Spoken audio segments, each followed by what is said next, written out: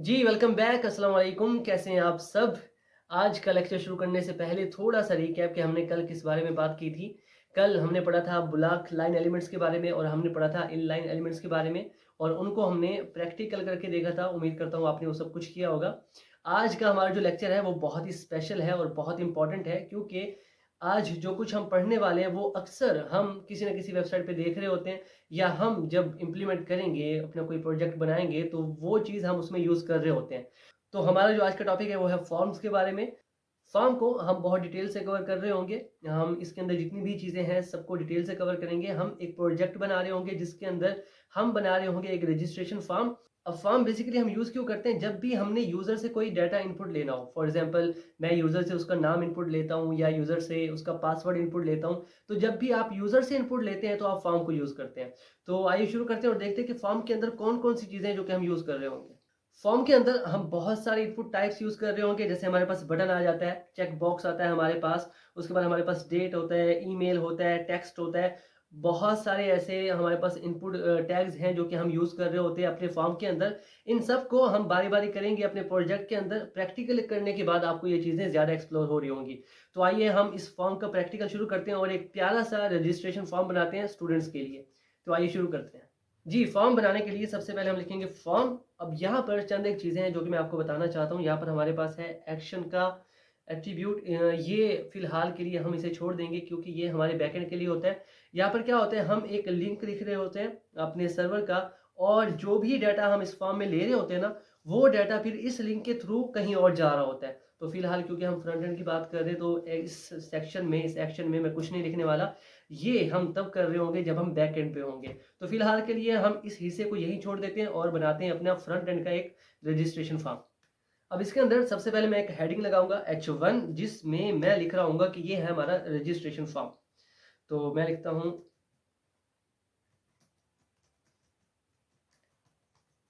Registration form. मैंने यहाँ पर लिखा रजिस्ट्रेशन फॉर्म। उसके बाद मैं यहाँ पर लिखता हूँ स्टूडेंट का नेम। मतलब मुझे अब स्टूडेंट से उसका नेम जो है वो एज ए इनपुट लेना है। तो अब यहाँ पर फॉर्म बनाने के हमारे पास दो तरीके हैं। एक हम लेबल को यूज़ कर रहे होते हैं और दूसरा हम पैराग्राफ को यूज़ कर सकते हैं। पैराग्राफ का तरीका थोड़ा ज़्यादा आसान हो जाता है लेकिन लेबल का तरीका थोड़ा डिफिकल्ट है। डिफिकल्ट कैसे होते हैं, उसमें काफ़ी सारी चीज़ें आ जाती हैं, बहुत आसान। लेकिन अगर आपको प्रोफेशनल डेवलपर बनना है तो आपको लेबल ही यूज़ करना होगा। तो मैं आपको लेबल ही करा रहा हूँ इसके अंदर। तो मैं यहाँ पर लेबल का यूज़ करता हूँ। अब इसके अंदर मुझे फॉर के एट्रीब्यूट में कुछ लिखना होगा। लेट्स सपोज मैं यहाँ पर लिखता हूँ नेम, स्टूडेंट का नाम। अब ये यहाँ पर मैं जो कुछ भी लिखूंगा ना, ये मेरे सर्वर के लिए होगा। तो ये सारी चीज़ें जो है वो डिटेल से हम कर रहे होंगे अपने बैकएंड के अंदर। फिलहाल के लिए हम एक ढांचा बना रहे हैं, एक स्ट्रक्चर बना रहे हैं अपने फॉर्म का। उसके बाद मैं यहाँ पर लिखता हूँ नेम और यहाँ पर मैं इनपुट टाइप सेलेक्ट करूंगा। इनपुट टाइप, अब मैं क्योंकि यूजर से टेक्स्ट ले रहा हूँ तो मैं इनपुट टाइप टेक्स्ट रहने दूंगा। अब आगे यहाँ पर देखिए नेम के सेक्शन में मैं वही नेम लिखूंगा जो कि मैंने लेबल को दिया था। मैंने लेबल को नेम दिया था नेम, तो मैं यहाँ पर मैंने वही नेम दे दिया, सिंपल। और उसके बाद आईडी जो है इसे भी आप नेम दे सकते हैं। तो आईडी बेसिकली हम यूज कर रहे होते हैं जब हम सीएसएस डिजाइन कर रहे होते हैं। आईडी हमारे सीएसएस के काम आती है और जो हमारा नेम होता है ये हमारा जा रहा होता है बैकएंड पे। तो इस तरह से ये दोनों चीज़ें काम कर रही होती हैं। मज़ीद हम एक्सप्लोर करेंगे जब कोर्स में आगे जाएँगे। अब मैं इसे करता हूँ सेव, जाता हूँ अपने ब्राउज़र में, इसे करता हूँ रिफ्रेश। तो यहाँ पर देखिए मेरी एक हेडिंग आ रही है और यहाँ पर मेरा कुछ टेक्स्ट आ रहा है। तो इस तरह से हम ये कर रहे होते हैं। अब मैंने यूज़र से उसका नेम ले लिया। अब मैं चाहता हूँ मैं यूज़र से उसकी क्लास पूछूँ कि वो कौन सी क्लास में है। तो उसके लिए क्या होगा, मुझे दो ऑप्शन दिखाने होंगे, first year and second year. तो उन दोनों में से उसे एक सिलेक्ट करना होगा। जब भी हमारे पास चॉइस आ जाती है, कोई दो ऑप्शन हो और उनमें से हमें एक सिलेक्ट करना हो, तो वहाँ पर हम रेडियो बटन का यूज़ करते हैं। तो आइए करके देखते हैं। अगेन मैं यहाँ पर एक ब्रेक लाइन लगाऊंगा, लाइन ब्रेक, और एक नया लेबल शुरू करूंगा। इस लेबल पे अगेन हमारे पास वही फॉर आ रहा है तो हम उसमें लिखेंगे कुछ ना कुछ। तो इस फॉर में मैं लिखूंगा क्लास क्योंकि मैं इसमें क्लास के बारे में पूछ रहा हूँ। अगेन इसके अंदर मैं लिखता हूँ क्लास 11th और यहाँ पर मैं इनपुट टाइप लगा देता हूँ रेडियो। अब ये कैसे होंगे, जब आप आउटपुट देखेंगे तो आपको समझ में आ रहा होगा। यहाँ पर नेम में अगेन मैं वही लगाऊंगा क्लास, क्योंकि मैं क्लास के बारे में बात कर रहा हूँ। और आईडी भी आप इसे क्लास दे सकते हैं। आईडी अगेन हम सीएसएस में यूज़ कर रहे होंगे। एक मेरा ये लेबल हो गया। अगेन इसके साथ मैं एक और लगाता हूँ, मैं लिखता हूँ क्लास 12 और यहाँ पर अगेन मैं एक और इनपुट टाइप लेता हूँ और उसके अंदर अगेन रेडियो सिलेक्ट करता हूँ और फिर मैं इसको नाम देता हूँ क्लास का, क्लास। और हमारे पास जो आईडी है, आईडी को मैं नाम दे दूंगा अगेन क्लास का। अब यहाँ पर एक चीज़ आपने फोकस करना है, यहाँ पर इस 11th क्लास के लिए मैंने जो रेडियो बटन बनाया तो यहाँ पर मैंने नेम क्लास दिया, और दूसरा 12th क्लास के लिए मैंने जो रेडियो बटन बनाया उसको भी मैंने नेम क्लास दिया। ये दोनों नेम सेम होने चाहिए, अगर सेम नहीं होंगे तो क्या होगा मैं आपको दिखाता हूँ। फिलहाल के लिए हम इसे करते हैं सेव, जाते हैं अपने ब्राउजर में, इसे करते हैं रिफ्रेश। तो यहाँ पर देखिए हमारे पास दो रेडियो बटन आ रहे हैं। अब मैं एक काम करता हूँ, मैं यहाँ पर एक हेडिंग लगा देता हूँ, एक छोटी सी हेडिंग इससे पहले, और मैं H4 का यूज़ करता हूँ। यहाँ पर छोटी सी हेडिंग होनी चाहिए और मैं लिखता हूँ यहाँ पर सिलेक्ट योर क्लास, तो फॉर्म पढ़ने में आसान हो। सिलेक्ट योर क्लास, मैं इसे करता हूँ सेव, जाता हूँ अपने ब्राउजर में, इसे करता हूँ रिफ्रेश। तो यहाँ पर देखिए अब फॉर्म मेरा है वो खूबसूरत नज़र आ रहा है। अब यहाँ पर देखिए रेडियो बटन क्या होता है, मैं इनमें से एक को सिलेक्ट कर सकता हूँ। अब मैं जो आपको नाम के बारे में बता रहा था कि इसका नेम और इसका नेम सेम होना चाहिए। अब अगर मैं इनमें से किसी एक का नेम चेंज कर दूं, लेट्स सपोज मैं इसमें ए डाल देता हूँ, मैंने नेम चेंज कर दिया, मैं इसे करता हूँ सेव, जाता हूँ अपने ब्राउजर में, इसे करता हूँ रिफ्रेश। अब क्या होगा, अब मैं इसे सिलेक्ट करता हूँ तो ये भी हो रहा है सिलेक्ट, इसे सिलेक्ट करता हूँ तो ये भी हो रहा है। अब दोनों सिलेक्ट हो रहे जबकि मुझे एक सिलेक्ट करना था। तो ये मसला होता है जब भी आप दो रेडियो बटन्स बना रहे होते हैं ना, तो उन्हें नेम आपने सेम देना है, वरना इस तरह से प्रॉब्लम होगी। मैं अगेन इसे सेव करता हूँ, जाता हूँ ब्राउजर में, इसे करता हूँ रिफ्रेश। अब यहाँ पर देखिए मैं इनमें से एक सिलेक्ट कर पा रहा हूँ। तो इस तरह से हमारे रेडियो बटन जो है वो काम कर रहे होते हैं। नाउ अगेन मैं लाइन ब्रेक लगाऊंगा और मैं दो और रेडियो बटन्स बनाऊंगा। मैं यूज़र से ना उसका जेंडर लेना चाहता हूँ कि उसका जेंडर क्या है, वो मेल है या फीमेल है। तो वहाँ पर भी मैं रेडियो बटन का यूज़ करूँगा। उनमें से यूज़र जो होगा, मेरा स्टूडेंट जो होगा, वो उनमें से एक सिलेक्ट करेगा। तो अगेन उसके लिए मैं लेबल बनाता हूँ और लेबल की फिर से मैं आईडी दूंगा। यहाँ पर मैं जेंडर देता हूँ क्योंकि मैं जेंडर के बारे में बात कर रहा हूँ। और इसके अंदर मैं पहले लगाता हूँ मेल। मेल के लिए मैं इनपुट टाइप सेलेक्ट करता हूँ अगेन रेडियो, क्योंकि मैं रेडियो बटन यूज़ कर रहा हूँ। और नेम के अंदर मैं दे दूंगा जेंडर। आईडी के अंदर भी आप जेंडर दे सकते हैं, नो इश्यू। मजीद चीज़ें इनके बारे में हम एक्सप्लोर कर रहे होंगे अपने बैकएंड में। नाउ मैं लिखता हूँ फीमेल। अब फीमेल के लिए मैं अगेन एक इनपुट टाइप बनाता हूँ which is radio, again radio. उसके बाद यहाँ पर नेम, अगेन मैंने कहा था कि नेम जो हो वो सेम होना चाहिए। यहाँ पर मैंने जेंडर दिया था, यहाँ पर इसको, तो यहाँ पर भी मैं जेंडर दूंगा। आईडी को मैं यहाँ पर जेंडर दे देता हूँ अगेन। अब मैं इसे करता हूँ सेव, जाता हूँ अपने ब्राउज़र में, इसे करता हूँ रिफ्रेश। तो यहाँ पर देखिए मेरे पास मेल और फीमेल ये दोनों रेडियो बटन आ रहे हैं, लेकिन ये इतने ज़्यादा खूबसूरत दिख नहीं रहे।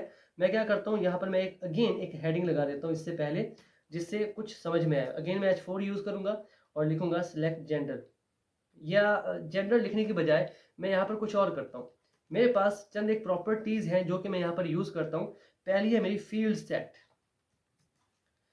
अब फील्ड सेट क्या करता है, फील्ड सेट से एक पूरा का पूरा बॉर्डर आ जाता है हमारे पास। मैं आपको ये करके दिखाता हूँ इसमें होता क्या है। मैं इसे करता हूँ कट और इस लेबल के अंदर, लेबल को मैं इसके अंदर कर देता हूँ। मैं इसे करता हूँ सेव, जाता हूँ अपने ब्राउज़र में, इसे करता हूँ रिफ्रेश। तो अब यहाँ पर देखें मेरा एक बॉर्डर आ गया है मेरे उस लेबल के इर्द गिर्द। अब मैं चाहता हूँ कि यहाँ पर ना एक मैं हेडिंग दे दूँ या लिख दूँ कि ये जेंडर का हिस्सा है। तो उसके लिए मैं क्या करूँगा, मेरे पास एक और एट्रीब्यूट होता है जो कि मुझे HTML प्रोवाइड करती है विच इज़ लेजेंड। मैं यहाँ पर लेजेंड यूज़ करूँगा और यहाँ पर मैं लिख देता हूँ जेंडर। अब क्या होगा, उस बॉर्डर के अंदर ये भी मेरा शो हो रहा होगा। मैं करता हूँ सेव, जाता हूँ अपने ब्राउज़र में, इसे करता हूँ रिफ्रेश। तो अब यहाँ पर देखिए मेरे उसी बॉर्डर के अंदर मेरा जेंडर भी यहाँ पर नज़र आ रहा है। अब ये थोड़ा खूबसूरत नज़र आ रहा है। तो आप इन दोनों में से कोई एक सिलेक्ट कर सकते हैं। अब मैं यूज़र से उसके सब्जेक्ट पूछना चाहता हूँ कि वो कौन कौन से सब्जेक्ट करना चाहता है, वो कौन कौन से सब्जेक्ट पढ़ना चाहता है। तो सब्जेक्ट क्योंकि एक नहीं होता, एक सिलेक्ट नहीं करना होता। अगर एक सिलेक्ट करना होता तो मैं अगेन रेडियो बटन का यूज़ करता और वो एक सिलेक्ट कर लेता। अब सब्जेक्ट जो होते हैं हमें एक से ज़्यादा सिलेक्ट करने होते हैं, तो वहाँ पर रेडियो बटन काम नहीं आते। वहाँ पर हम यूज़ कर रहे होते हैं हमारे चेक बॉक्स। तो आइए इन्हें यूज़ करते हैं। सबसे पहले मैं यहाँ पर लाइन ब्रेक दे दूंगा और उसके बाद, सॉरी नॉट हेयर, मैं यहाँ पर दे दूंगा इसके लाइन ब्रेक, और इसके बाद मैं लिख रहा हूँ सबसे पहले हेडिंग। लेट्स सपोज मैं H2 एक हेडिंग बनाता हूँ और इसके अंदर मैं कहूँगा select your subject, select your subject. Again heading के बाद अब मुझे एक लेबल बनाना है। मैं बनाता हूँ एक लेबल, और ये मैं बना रहा हूँ सब्जेक्ट। लेट्स सपोज मैं कंप्यूटर रखना चाहता हूँ, इसमें इंग्लिश रखना चाहता हूँ, साथ में मैथ हो गई, फिजिक्स होगी, बायो हो गई, तो मैं उनको बारी बारी नाम दूंगा। लेट्स सपोज मैं यहाँ पर बना रहा हूँ लेबल फॉर कंप्यूटर, तो मैं लिखूंगा COMP, इतना काफ़ी है, इससे ज़्यादा नहीं। तो यहाँ पर मैं जो इनपुट टाइप यूज़ करूँगा वो है चेक बॉक्स, तो मैं इनपुट टाइप और यहाँ पर यूज़ करूँगा चेक बॉक्स। और यहाँ पर अगेन नेम के अंदर मैं वही यूज़ करूँगा जो कि मैंने अपने लेबल के अंदर फॉर के बाद यूज़ किया था। अगेन मैं COMP यूज़ करूँगा। आईडी अगेन आप वो रख सकते हैं, नो इशू। तो कंप्यूटर, और यहाँ पर मैं लिख दूंगा कंप्यूटर। यहाँ पर मैं कंप्लीट कंप्यूटर लिख रहा हूँ क्योंकि ये मेरी स्क्रीन पे शो हो रहा होगा। अगेन ये हो गया मेरे कंप्यूटर के लिए। मैं एक और लेबल बनाता हूँ, मैं साथ में एक लाइन ब्रेक दे देता हूँ जो कि खूबसूरत नज़र आएगी। मैं एक और लेबल बनाता हूँ, अब इस बार मैं बनाता हूँ फॉर मैथ। अगेन मैं इसके अंदर जाता हूँ और मैं इनपुट टाइप सेलेक्ट करता हूँ। यहाँ पर मैं लिखता हूँ चेक बॉक्स क्योंकि मैं चेक बॉक्स बना रहा हूँ, और साथ में यहाँ पर मैं दे दूंगा मैथ। अगेन आईडी भी आप इसे मैथ दे सकते हैं, और यहाँ पर मैं लिख दूंगा मैथ। अब ये मेरी स्क्रीन पे शो हो रहा होगा। अगेन मैं यहाँ पर लेता हूँ लाइन ब्रेक और नीचे जाता हूँ, मैं लिखता हूँ लेबल। अब मैं इसमें लिखता हूँ इंग्लिश, ENG, दैट्स इनफ। मैं इसके अंदर अपनी इनपुट टाइप लिखता हूँ और वो हमारी चेक बॉक्स है, इसे से करता हूँ सिलेक्ट। अगेन नेम के अंदर हमने वही लिखना है, ENG। नाउ आईडी में भी आप वही लिख सकते हैं, और इसके अंदर मैं लिख दूंगा इंग्लिश। अब मैंने यहाँ पर पूरा लिखा क्योंकि ये मेरे वेब पेज पे शो हो रहा होगा। अगेन मैं आगे जाता हूँ, मैं इसमें एक ब्रेक लगाता हूँ, अगेन मैं लेबल लगाता हूँ, और यहाँ पर मैं इसे कर लेता हूँ फॉर फिजिक्स। मैं PHY लिखता हूँ, दैट्स इनफ। और इसके अंदर मैं अपनी इनपुट टाइप सेलेक्ट करता हूँ विच इज चेक बॉक्स। उसके बाद मेरा जो नेम है अगेन मैं वही दूंगा, PHY। आईडी भी आप यही दे दें, PHY। और इसके बाद मैं यहाँ पर लिख दूंगा फिजिक्स, SICS, फिजिक्स। तो इस तरह से हमारे पास हमारे पास 4 सब्जेक्ट हो गए। तो मैं अब इसे करता हूँ सेव, जाता हूँ अपने ब्राउज़र में, इसे करता हूँ रिफ्रेश। तो यहाँ पर देखें इस तरह से मेरे पास कोर्सेज जो है वो अवेलेबल है। मतलब मैं कंप्यूटर को भी सिलेक्ट कर सकता हूँ, मैं मैथ को सिलेक्ट कर सकता हूँ, इंग्लिश को, फिजिक्स को। तो मतलब मैं एक से ज़्यादा चीज़ें सिलेक्ट कर पा रहा हूँ और अनसेलेक्ट भी कर सकता हूँ। तो इस तरह से हमारे जो चेक बॉक्स हैं वो काम कर रहे होते हैं। अगेन इससे थोड़ा आगे चलते हैं। मैं एक काम करता हूँ, यहाँ पर एक और चीज़ आपको इंट्रोड्यूस करा देता हूँ। मैं क्या करता हूँ, इस जेंडर के बाद ना मैं यहाँ पर डेट का एट्रीब्यूट लगा देता हूँ। उससे क्या होगा, हम स्टूडेंट से उसकी डेट ऑफ बर्थ ले सकते हैं। तो जेंडर के बाद मैं यहाँ पर लगाता हूँ, यहाँ पर हमारा था जेंडर का सेक्शन हेयर। इसके बाद मैं लगा देता हूँ डेट। तो यहाँ पर अगेन मैं एक लेबल बनाऊंगा, और लेबल के लिए मैं लिख दूंगा DOB which is date of birth, और इसके अंदर मैं इनपुट टाइप लूँगा, और यहाँ पर इनपुट टाइप ले रहा हूँ मैं डेट, क्योंकि हम डेट ले रहे हैं। और यहाँ पर अगेन मैं डेट ऑफ बर्थ DOB लिख दूंगा, और आईडी भी मैं वही लिख दूंगा DOB। अब यहाँ पर मैं लिख दूंगा DOB। अब ये मेरी वेब पेज पे शो हो रहा है डेट ऑफ बर्थ। अब मैं इसे करता हूँ सेव, और इससे पहले ना मैं एक लाइन ब्रेक दे देता हूँ ताकि थोड़ा फासला हो। मैं इसे करता हूँ सेव, जाता हूँ अपने ब्राउजर में, इसे करता हूँ रिफ्रेश। तो यहाँ पर देखें एक डेट ऑफ बर्थ का ऑप्शन आ गया है। अब ये DOB मेरा वो डेट के बाद आ रहा है। हम क्या करते हैं, इससे थोड़ा पहले लेकर जाते हैं। तो उसके लिए हम क्या करेंगे, मैं ये लास्ट में से इसे अरेज कर दूंगा और शुरू शुरू में इसे लेकर आऊँगा यहाँ पर DOB, और अब ये मुझे शुरू में नज़र आ रहा होगा। चलिए इसे ट्राई करके देखते हैं। मैं इसे सेव करता हूँ, जाता हूँ अपने ब्राउज़र में, इसे करता हूँ रिफ्रेश।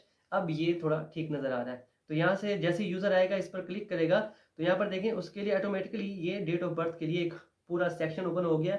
वो इसमें से अपनी डेट ऑफ बर्थ सेलेक्ट कर सकता है। तो इस तरह से डेट का एट्रीब्यूट जो है वो हमें बहुत फ़ायदा देता है। चलिए आगे चलते हैं। अब इसके आगे मैं एक काम करता हूँ, मैं यूज़र से मैंने क्या क्या ले लिया, यहाँ पर देखें मैंने यूज़र से उसका नेम ले लिया, उसकी क्लास ले ली, मैंने जेंडर ले लिया, डेट ऑफ बर्थ ले ली, उसने कौन से सब्जेक्ट सेलेक्ट करने मैंने उससे वो ले लिए। अब मैं एक काम करता हूँ, मैं उससे उसकी सिटी लेता हूँ कि वो किस सिटी से बिलोंग करता है। तो उसके लिए मैं क्या करूँगा, एक ड्रॉप डाउन मेन्यू दिखाऊँगा जहाँ से वो उसे सिलेक्ट करेगा। तो आइए वो कैसे बनाते हैं देखते हैं यहाँ पर। तो यहाँ पर सबसे पहले मैं लाइन ब्रेक लगाऊँगा और फिर मैं यहाँ पर एक हेडिंग लगाऊँगा, विच इज़ मैं लगा देता हूँ H4 और यहाँ पर मैं कहता हूँ सिलेक्ट योर सिटी। तो मैं इसे कर लेता हूँ सेव। अगेन मैं अब इसके नीचे आता हूँ, मुझे कुछ ऑप्शंस दिखाने। तो पहले मैं एक सिलेक्शन का एट्रीब्यूट यूज़ करूँगा। अब इसके अंदर क्योंकि मैं सिटी की बात कर रहा हूँ तो मैं यहाँ पर सिटी लिख दूँगा। अगेन यहाँ पर आईडी भी मैं सिटी दे सकता हूँ। उसके बाद अब मुझे कुछ ऑप्शंस दिखाने हैं तो मैं यहाँ पर ऑप्शन का एट्रीब्यूट यूज़ करूँगा। अब इसके अंदर हमारे पास चंद एक चीज़ें हैं जो कि मैं आपको दिखाना चाहता हूँ, लेकिन सबसे पहले मैं यहाँ पर एक चीज़ लिखता हूँ। लेट्स सपोज मैं लिखता हूँ सेलेक्ट योर सिटी। उसके बाद मैं एक और ऑप्शन बनाता हूँ, सेकंड ऑप्शन। अब यहाँ पर मैं वैल्यू देता हूँ लाहौर और यहाँ पर मैं लिख देता हूँ लाहौर। अगेन मैं एक और ऑप्शन बनाता हूँ, इसके अंदर मैं वैल्यू दे देता हूँ लेट्स सपोज मुल्तान और अगेन इसमें भी मैं मुल्तान दे देता हूँ। मेरे पास दो ऑप्शन हो गए। मैं एक और ऑप्शन बनाता हूँ, लेट्स सपोज यहाँ पर मैं देता हूँ कराची और यहाँ पर भी मैं दे देता हूँ कराची।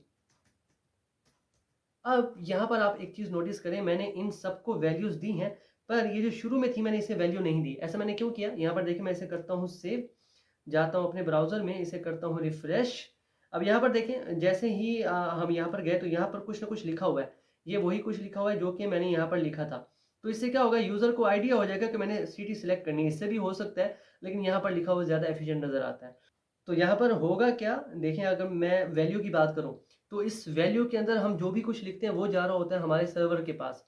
अब क्योंकि यहाँ पर मैंने कोई सिटी सिलेक्ट नहीं की, ना स्टूडेंट ने सिटी सिलेक्ट की है, यहाँ पर तो जस्ट लिखा हुआ है सिलेक्ट योर सिटी। अगर मैं यही कुछ वैल्यू में लिख दूँ तो ये सीधा का सीधा चला जाएगा सर्वर के पास, सिटी सिलेक्ट होगी ही नहीं। तो इसलिए मैंने ये वैल्यू के जो सेक्शन है वो छोड़ दिया। चलिए आगे चलते हैं। यहाँ पर एक और टैग है जो कि मैं आपको दिखाना चाहता हूँ। हमारे पास एक और टैग होता है ईमेल का। लेट्स सपोज मैं एक काम करता हूँ, हमारे नेम के बाद ना यूज़र से एक ईमेल ले लेता हूँ। हम चलते हैं वापस ऊपर। मैं चाहता हूँ कि सारी जितने भी हमारे पास टैग्स हैं वो सारे आपके कवर होते जाएं ताकि आपको बाद में परेशानी ना हो। तो ये नेम का टैग था, यहाँ पर मैं लिखता हूँ लेबल अगेन और इस बार मैं लेबल ले रहा हूँ ईमेल के लिए। तो मैं यहाँ पर लिखता हूँ ईमेल और इसके अंदर मैं लिखता हूँ ईमेल जो कि मैं ले रहा हूँ यूज़र से। और यहाँ पर मैं इनपुट टाइप सेलेक्ट करता हूँ और इनपुट टाइप यहाँ पर मैं ले रहा हूँ ईमेल। अब ईमेल का फ़ायदा बहुत होता है, मैं आपको बताऊँगा कैसे। यहाँ पर मैं लिख दूँगा अगेन ईमेल अपने फॉर के सेक्शन में और साथ में आईडी के अंदर मैं ईमेल लिख सकता हूँ। अब मैं यहाँ पर क्या कर देता हूँ, एक लाइन ब्रेक दे देता हूँ ताकि चीज़ें थोड़ी डिफरेंट नज़र आए। मैं इसे करता हूँ सेव, जाता हूँ अपने ब्राउज़र में, इसे करता हूँ रिफ्रेश। तो यहाँ पर देखें हमारे पास एक ईमेल का टैग आ गया। ये दोनों आपस में जुड़े हुए हैं तो मैं क्या करता हूँ, इनके दरम्यान में थोड़ी सी स्पेस लगाता हूँ। तो एक लाइन ब्रेक है, मैं एक और लाइन ब्रेक लगाता हूँ, एक और 3 लगा दी। मैं इसे करता हूँ सेव, जाता हूँ ब्राउज़र में, इसे करता हूँ रिफ्रेश। तो अब इनमें थोड़ा गैप आ चुका है। अब यहाँ पर देखिए हमारे पास ईमेल जो है वो आ चुकी है। इसके अंदर आप @ लिखें, सारा कुछ ये हो रहा है। इस तरह से हमारा काम हो रहा होता है। चलिए आगे चलते हैं। ये हमने सिटी का सेक्शन कर लिया, इसमें से यूज़र जो है वो कोई ना कोई सिटी सिलेक्ट कर सकता है। अब मैं चाहता हूँ कि मैं स्टूडेंट से एक फीडबैक लूँ यूनिवर्सिटी के बारे में, या वो कॉलेज हो सकता है, कॉलेज के बारे में। तो उसके लिए हम एक और एट्रीब्यूट यूज़ करते हैं। मैं यहाँ पर लाइन ब्रेक लगाता हूँ और वो है हमारा टेक्स्ट एरिया। लिखता हूँ यहाँ पर, तो हमारे पास आगे टेक्स्ट एरिया। अब यहाँ पर मैं क्योंकि फीडबैक ले रहा हूँ तो मैं FD लिख दूंगा, which is feedback, that's enough. यहाँ पर भी मैं FD लिख देता हूँ और यहाँ पर मेरे पास कॉलम्स आ रहे हैं कि कितने कॉलम्स होंगे हमारे उस बॉक्स में, और यहाँ पर रोज़ आ रही है कि कितनी रोज़ होंगी हमारे उस बॉक्स में। तो मैं इसे करता हूँ सेव, जाता हूँ अपने ब्राउज़र में, इसे करता हूँ रिफ्रेश। तो यहाँ पर देखिए हमारे पास एक बॉक्स आ चुका है। अभी फ़िलहाल इस बॉक्स में कुछ लिखा हुआ नहीं है। मैं एक काम करता हूँ, इस सिटी और इसके दरम्यान में थोड़ी सी स्पेस डालता हूँ। तो यहाँ पर मैं एक और लाइन ब्रेक देता हूँ, एक और। मैं इसे करता हूँ सेव, जाता हूँ अपने ब्राउज़र में, इसे करता हूँ रिफ्रेश। तो यहाँ पर देखें थोड़ा सा डिफरेंस आ गया है। अब यहाँ पर क्या है, मैं चाहता हूँ इस बॉक्स के अंदर ना बाय डिफ़ॉल्ट कुछ लिखा हुआ हो ताकि यूज़र को पता चले उसने क्या करना है। तो उसके लिए हम एक और वैल्यू यूज़ करते हैं जिसे हम कहते हैं प्लेस होल्डर। अब प्लेस होल्डर के अंदर आप जो भी कुछ लिखते हैं वो वहां पर लिखा हुआ नजर आ रहा होता है। लेट्स सपोज मैं यहाँ पर लिखता हूँ प्लीज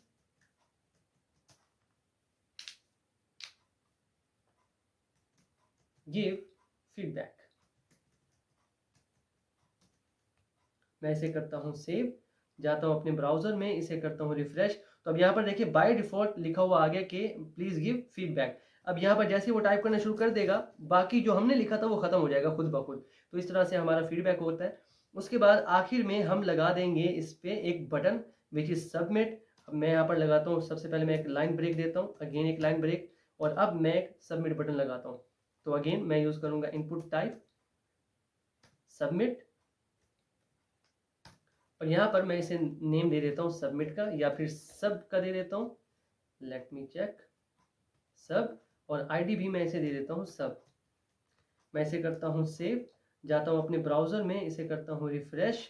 तो यहाँ पर देखिए मेरे पास ये बटन आ रहा है आखिर में इनपुट का। तो इस तरह से जैसे यूजर इस पर क्लिक करेगा तो डाटा उसका चला जाएगा सीधा सर्वर के पास। यहाँ पर चंद एक और चीजें हैं जो कि मैं आपको दिखाना चाहता हूँ। ये देखिए जैसे आपने यहाँ पर क्लिक किया तो डाटा चला गया, मतलब मैंने यहाँ पर ना नाम लिखा ना मैंने ईमेल लिखी, फिर भी मेरा डाटा देखें यहाँ पर चला गया। तो इसके लिए हम कुछ और चीजें यूज करते हैं जो कि मैं आपको बताता हूँ। लेट्स सपोज मैं चाहता हूँ कि यूजर अपना नेम जो है वो लाजमी लिखे। तो उसके लिए मैं क्या करूंगा, मैं यहाँ पर एक नेम के अंदर यूज करूंगा रिक्वायर्ड एट्रीब्यूट।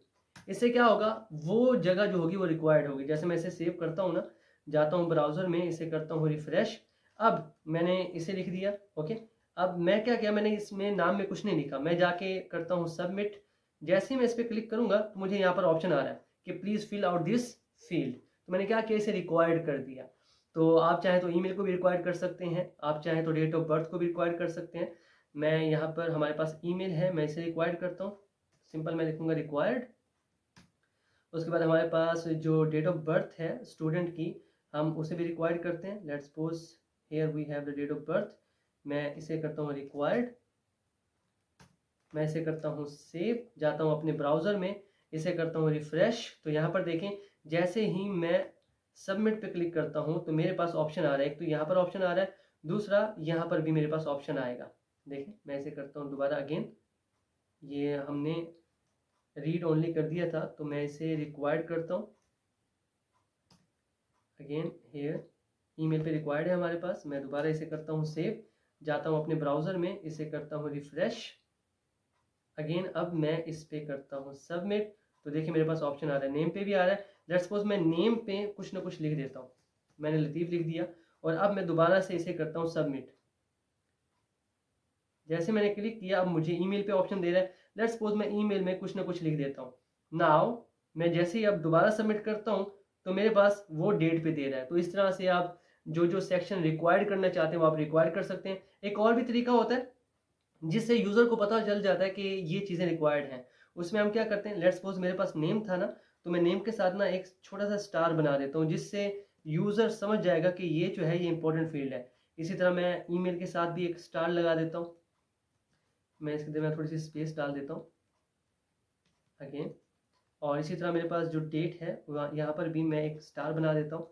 तो मैं इसे करता हूँ सेव, जाता हूँ अपने ब्राउजर में, इसे करता हूँ रिफ्रेश। तो यहाँ पर देखें अब उन फील्ड के साथ मेरे पास स्टार आ गया जो कि मैंने रिक्वायर्ड कर रखी है। अब इनको देखकर यूजर को अंदाजा हो जाएगा कि ये रिक्वायर्ड है। तो ये सिंपल सा हमारा फॉर्म है। अब इसके अंदर कोई खूबसूरती नहीं है क्योंकि हमने CSS का यूज़ नहीं किया, हमने सिर्फ स्ट्रक्चर बनाया, और ये स्ट्रक्चर देखने में काफ़ी खूबसूरत है। जब हम पहुंचेंगे CSS पे तो हम ये चीज़ें खूबसूरत भी कर रहे होंगे, CSS को यूज़ भी कर रहे होंगे, फॉर्म इससे ज़्यादा हमारा खूबसूरत हो रहा होगा, इसमें कोई बैक एंड कलर भी होगा, तो वो सारी चीज़ें हम कर रहे होंगे CSS पे। तो आपसे मिलते हैं नेक्स्ट लेक्चर में। तो हमारा चैनल सब्सक्राइब कर लीजिए। तो तब तक के लिए keep connected and keep coding. Thank you.